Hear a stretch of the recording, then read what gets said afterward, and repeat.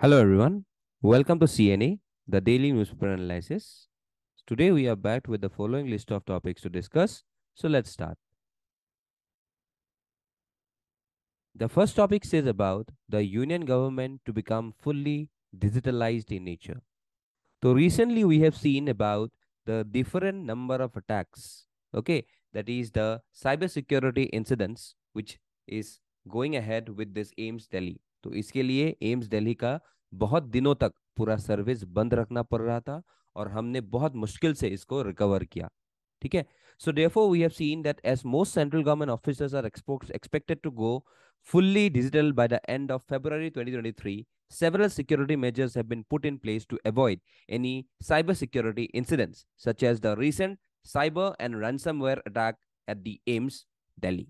Okay, so we know about that the highest number of malware attacks by country is basically over here. You can see Bangladesh, where highest mobile malware infections are there, then followed by Algeria, then followed by Uzbekistan, and then we comes about Germany. Okay, so therefore the government and industries worldwide spend more on cybersecurity. We could see the state or local communities. Okay, so over here this number of peoples are directly making much more towards the cybersecurity, and the lowest number of malware attacks by country is basically Japan, Denmark, then Ukraine. Okay, then all these countries where we could see lowest computer malware infections as well as lowest attacks on crypto miners. So all these countries are very much safe today, but it's not in context of India. So as of the 21st century advances, new danger, that is the cyber threat, is becoming a daily monster. It is hardly confined to any one domain. Through the military is one of the most often touted.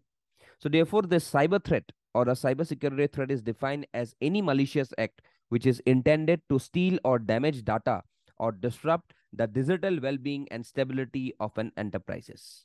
Okay, so today the cyber threat is ever increasing. Okay, because of we could see about the pervasive nature of cyber threat. Okay, because what is the most unfortunate is that not enough attention is being bestowed on all encompassing nature of the cyber threat. Supposedly, in the wake of this recent Russia Ukraine conflict, the world seemed awash with papers on artificial intelligence driven military innovations and potential crisis hot zones, which directly says about the recent hybrid type of warfare of this respective technology. So, therefore, today this has become a multi-dimensional threat.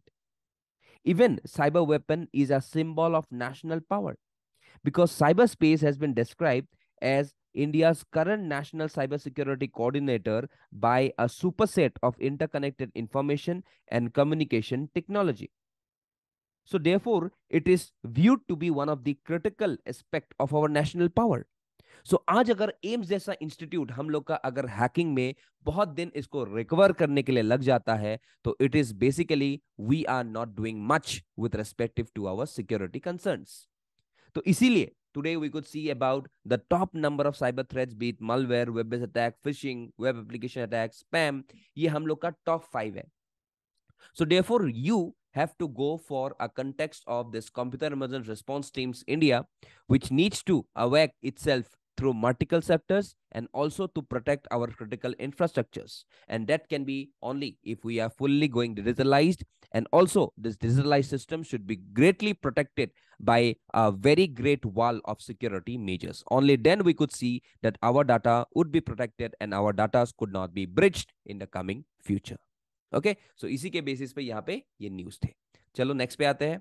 Assam merges its 4 districts. So we could see that recently because of the delimitation commission deadline of the election commission, यहाँ पे हमारे chief minister ने 4 ऐसे districts को फिर से अपने अपने ओरिजिन डिस्ट्रिक्ट्स में डाल दिया है. Supposedly the first district been Biswanath over year. Okay, यहाँ पे थे तो ये सुनितपुर में अभी आ गया है. ठीक है. Also Karbi Anglong, east Karbi Anglong, west Karbi Anglong के बीच में यहाँ पे होजाई थे तो इस होजाई को नौगांव में डाल दिया गया. ठीक है. देन वी कुड सी बोजाली अभी यहाँ पे थे, उसके बाद बोरपेटा में घुसा दिया गया. अभी बाक्सा विच इज बेसिकली यहाँ पे टामुलपुल बोरके नया यहाँ पे डिस्ट्रिक्ट क्रिएट करने वाला था तो उसको भी जो ओरिजिनल बाक्सा में है उसी में ही डाल दिया है. ठीक है. तो अभी हम लोग जानते हैं कि 2024 में इलेक्शन होने वाले हैं, जनरल इलेक्शंस. ठीक है. तो उसी टाइम यहाँ पे जो डेलिमिटेशन है, ये डेलिमिटेशन के थ्रू से 2001 सेंसस के हिसाब से यहाँ पे वोटिंग किया जाएगा। तो उसी के बेसिस पे जो रीएडजस्टमेंट ऑफ सीट्स है उसी का एक्सरसाइज चल रहा है यहाँ पे। तो इस महीने का 6-7 महीने लगेंगे डेलिमिटेशन करने के लिए, ठीक है। तो इसी साल का एंड में हम लोग को देखेंगे, हम लोग को देखने को मिलेगा एक नया delimitation setup of every constituencies, basically the MP constituencies, ये हम लोग को नया करके देखने को मिलेगा। तो उसी के बेसिस पे यहाँ पे जो जारी है, इसी के बेसिस हम लोग देख सकते हैं कि for the development and for the welfare of the people of this respective regions, यहाँ पे ये चारों डिस्ट्रिक्ट को मर्ज किया गया है, ठीक है। So today we could see that the number of districts that holds in our state is around 31, okay, right from 35, ठीक है। चलो नेक्स्ट पे आता है इंडियाज बैड लोन प्रॉब्लम। तो ये बेसिकली इशू है about the loans where repayments are not being made as originally agreed between the borrower and the lender and which have never been repaid. So under this present concept of bad loans, the NPA, there are four categories of accounts. एक होता है standard assets और performing assets, the account in which instalments are promptly paid without any delay. तो ये होता है क्या, standard assets, okay. एक होता है substandard assets, the loan accounts where the principal और इंटरेस्ट और principal and interest are not forthcoming for the more than 90 days. सो 90 डेज में, 90 डेज के एक पीरियड में इनका जो प्रिंसिपल इंटरेस्ट है वो ही नहीं आ रहा है, तो उसको सब स्टैंडर्ड एसेट बोला जाता है। इसके बाद आता है doubtful asset, that means no repayments for more than 12 months in the case of loans already categorized as substandard asset, and for such loans accounts that realizable value of securities is more than the liability of the account, okay। तो यहाँ पे ये doubtful asset बन जाते हैं। इसके बाद lastly आता है loss assets, that means no repayments for more than 12 months in the case of loans already categorize as substandard assets, ठीक है। तो यहाँ पे हम लोग का जो बैड लोन्स होने का क्राइटेरिया है, तो यहाँ पे हम लोग का चार है। एक होता है स्टैंडर्ड एसेट्स, एक होता है सब स्टैंडर्ड एसेट्स, एक होता है डाउटफुल एसेट्स, लास्टली होता है लॉस एसेट्स, ठीक है। So what is the present status of dealing this NPS? See, the debt holder have to sit across the table and negotiate about a possible restructuring. So they have to evaluate what recoveries can be obtained if the insolvency and bankruptcy court is involved. So they have to form a rational sense of the NPV, that is the net present value, that can be realized by going down through a route which offers the borrower if the cash offered is very much of higher. So banks in India are particularly bad in dealing this NPAs, as RBI regulations have converted banks into bureaucracies than blindly follow micromanaging regulations. So therefore, the ability to look into the future from speculative views and manage risks is largely absent in the Indian banking system. So therefore, the wrong place for this work is the RBI. So what measures can be taken to avoid India's bad loan problem? See, the right place of work is a private equity fund. And we could see that if the banks is to sell some of the bad assets to private equity funds that will be more regulated, you can see that banks could directly come up from the problems of this NPA. So the basics of a regulator is the three process manuals that govern the legislative, executive, and the quasi-judicial branches. So therefore, today, it's unfair to place these new burdens upon the RBI. So the RBI has its hands full leaning how to do inflation targeting and regulate banks. So the policy requires thinking through determined management questions in public administration.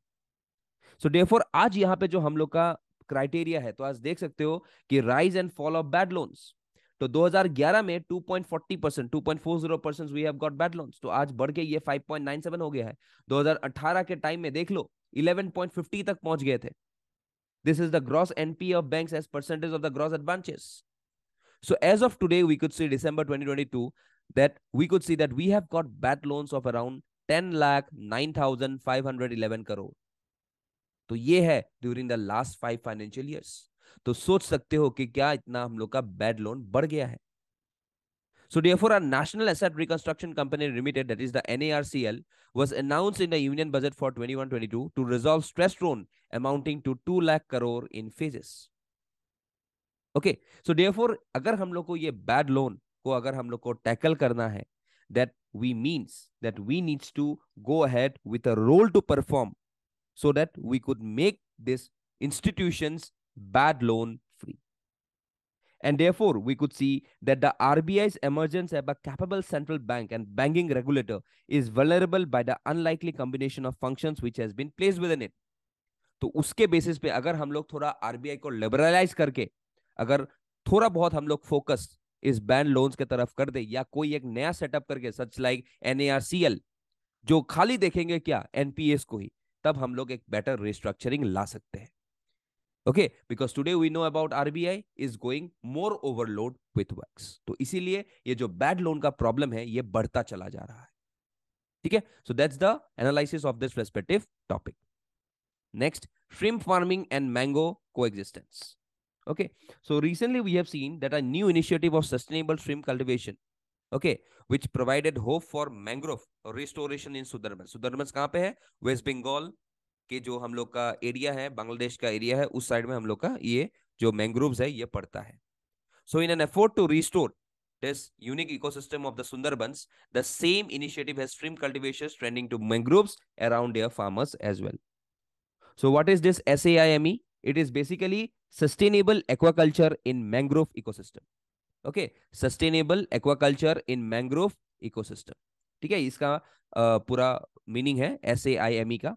ठीक है, तो ये क्या करेंगे? So under this initiative, farmers have taken up cultivation of shrimp at 20 hectares at a region of West Bengal Chaital area, North 24 Paraganas, and 10 hectares at Madhapur in adjoining South 24 Paraganas. So the community-based initiative and sustainable shrimp cultivation is being conceived by various number of agencies as well as development societies also. Okay, यहाँ पे natural and Bangladesh environment and development society जो कि बोलते हैं हम लोग beds BEDS, okay, ये भी काम कर रहे हैं. तो इसके साथ ग्लोबल नेचुरल फंड, ओके, फिर न्यूज, ये सब यहाँ पे आज लगा पड़ा है ताकि हम लोग यहाँ पे श्रिम्प कल्टीवेशन को आगे बढ़ा के लेके जाए. So today we know that the Sundarban forest, which is about 10,000 square kilometer, okay, across India and Bangladesh, of which 40% lies in India, rest 60% lies even in Bangladesh. So it's a cluster of low-lying islands in the Bay of Bengal, which spread across India and Bangladesh and is famous for its unique mangrove forest. Also, it occupies position on the importance of the tourist spot for the scenic beauty as it provides for the famous and majestic Royal Bengal tiger. So fishing, particularly shrimp cultivation, is one of the key occupations of the people of the Sundarbans, which is a complex network of rivers and low-lying islands that face a tide surge twice a day. So shrimp cultivation is practiced in about areas of 15,000 to around 20,000 hectares. तो यहाँ पे देख सकते हो कहाँ तक हम लोग का एक एकर्स है of this unique cultivation of shrimp. So therefore, they are also cultivating some of the indigenous varieties of shrimp, which even could be told as the black tiger shrimp as well as the giant freshwater prawn, जिसका नाम है रोसनबर्गी and मोनोडोरन. ठीक है, so therefore we have seen that यहाँ पे अगर item wise हम लोग का एक्सपोर्ट देखा जाए तो देखो फ्रोजन श्रिम्प का हम लोग का एक्सपोर्ट कितना ज्यादा है. ओके, तो उसी के बेसिस पे अगर हम लोग यहाँ पे थोड़ा बहुत श्रिम्प कल्टिवेशन को और ज्यादा फोकस करें then we could make good existence of this respective shrimp cultivation in this area so that we could get a commercial value of this respective shrimp areas. Okay, so therefore we know about the Sundarban deltas, which is a very important delta of our respective area. So it's a home to many rare and globally threatened wildlife species such as this estuarine crocodile, water monitor lizard, gangetic dolphin, and olive redley turtle. So Sundarban was designated as UNESCO World Heritage Site in 1987 in India and in 1997 in Bangladesh. Okay, so therefore Sundarban wetland India was recognized as wetland of international importance under the Ramsar Convention recently in January 2019. तो ये भी एक important criteria है of the respective area of Sundarbans. ठीक है, तो ये हम लोग का एक रामसार साइट्स के अंदर आता है. ओके, और आज अगर मैं इंडिया के बारे में बोलूं तो इंडिया का 43% of mangrove cover is basically in this region of Sundarbans only. Okay, तो इसी के बेसिस पे हम लोग को ये देखना पड़ेगा कि how we could see that how this Sundarbans could be maintained well so that we could make a good cultivation scenario with respective to the shrimps as well as how to protect this respective species and the diversity that is present basically with respective to the flora and the fauna. Okay, चलो last में आता है editorial में. So why should India do in the what should India do in the current international energy market? So if I talk about India in this market system, So, see, at times when the world is in the midst of the global energy crisis, the International Energy Agency states that India's demand could rise over 3% annually until 2030 due to urbanization and industrialization. Though India continues to make great strides with renewable deployment and efficiency policies, climate change, supply logistic issues, geopolitical tensions, and slow revival of the economy after the COVID-19 blackdown have a domino effect on the energy dynamics in India. So, therefore, to mitigate the continued risks to energy security, accelerating a shift to renewable sources and hastening the end of the dominance of fossil fuels should be a keystone to India's energy security. So, energy security basically means the access to energy resources and fuel in the required quantity and quality at reasonable prices. So basically, energy security aims for adequate amount of energy resources in terms of accessibility, affordability, and availability. So India imports around 80% of its oil needs today and is therefore the third largest oil consumer in the entire world. So also India's energy consumption is expected to grow 4.5% every year for the next 25 years. So now today there is a major concerns related to India's internal security. Supposedly if I say about the climate change induced demand surge, इसके वजह से हम लोग का क्या हो रहा है कि हम लोग को क्लाइमेट चेंज के लिए हम लोग को थोड़ा बहुत रिन्यूएबल सोर्सेज के लिए भी हम लोग को फोकस करना पड़ रहा है. And therefore, the coal-based thermal power plants fell short despite the increase in domestic coal production, as today we could not meet up with respective to their requirements. Okay. Also, if you see about the risks to health, so the burning of traditional energy fuels, including wood, dung, crop residue, causes indoor air pollution, which is detrimental to human health. So there are approximately 1 out of every 4 premature deaths caused by household air pollution in India everywhere. And 90% of them are women who were close to these fuels in poorly ventilated kitchens. So आज initiatives बहुत लिया गया है government के द्वारा to shape India's energy transition. So प्रधानमंत्री सहज बिजली हर घर योजना सौभाग्य एक बढ़िया स्कीम है. Green energy corridor, national solar mission, okay, national biofuels policy, small hydro power, प्रधानमंत्री उज्ज्वला योजना, international solar alliance.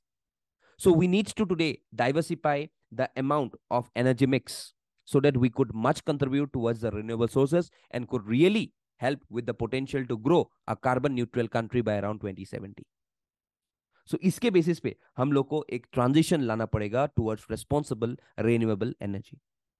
Because the emerging renewable energy sectors of India should recognize committing to participatory government principles, actively promoting universal labor, land and human rights, and also protecting, restoring and nurturing a resilient thriving ecological ecosystems. तो इसी के basis पे यहाँ पे discussion किया गया है कि कैसे इंडिया एक करंट इंटरनेशनल एनर्जी मार्केट को मैनेज कर सकता है in this dynamics. Okay, because आज हम लोग जानते हैं कि in the first half of the 2022-23 India's crude oil import bill increase by 76% to around $90.3 billion, and a total import quantity increased by around 15%. So therefore, increasing dependence on this imported oil has placed India's energy security under severe strain, and geopolitical disruptions has exacerbated the problem. So आज अगर हम लोग को self sufficient होना है energy के लिए तो हम लोग को यहाँ पे फोकस करना पड़ेगा about the conditions that what we are directly generating in our country on the terms of renewable energy. तो इसी के बेसिस पे ये डिस्कशन में कैसे इस करंट सिनेरियो को टैकल किया जाए उसी के बेसिस पे ये डिस्कशन थे. Okay, so we are end of this today's analysis. So we have this 5 number of MCQs. Please do attempt these MCQs and do join our WhatsApp as well as Telegram channel for further updates. So that's all for today. Thank you and Jai Hind.